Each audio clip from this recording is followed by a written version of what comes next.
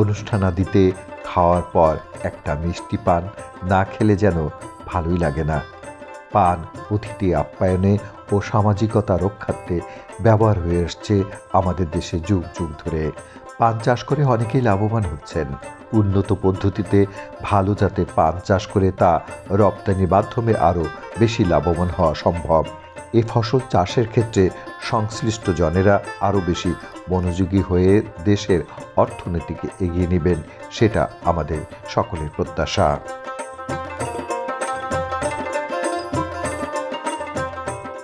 সঠিক পদ্ধতিতে পান চাষ করলে ভালো ফলন পাওয়া সম্ভব। এক্ষেত্রে কৃষক ভাইদের কিছু বিষয় অবশ্যই মাথায় রাখতে হবে।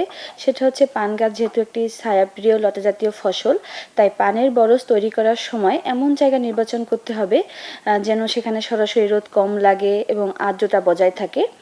এবং পানের বরজে আমরা জানি যে ছত্রাকজনিত রোগ বেশি দেখা যায়, তাই অবশ্যই পরিষ্কার পরিচ্ছন্নতা বজায় রাখতে হবে এবং প্রয়োজনে জৈব বালাইনাশক ব্যবহার করতে হবে। যদি আমরা মানসম্পন্ন ও নিরাপদ পান উৎপাদন করতে পারি, তাহলে আন্তর্জাতিক বাজারে বাংলাদেশের পান একটি শক্তিশালী অবস্থান তৈরি করতে পারবে। এতে কৃষকের আয় বাড়বে এবং দেশের অর্থনীতিও শক্তিশালী হবে। এই পান চাষ বিষয়ে আরও বিস্তারিত জানতে আপনার নিকটস্থ উপজেলা কৃষি অফিসে অথবা কৃষি তথ্য সার্ভিসের কৃষি বিষয়ক কল সেন্টার 16123 এই নাম্বারে ফোন করে প্রতি রবিবার থেকে বৃহস্পতিবার সকাল 8টা থেকে সন্ধ্যা 7টা পর্যন্ত ফোন করে জেনে নিতে পারেন বিশেষজ্ঞদের পরামর্শ।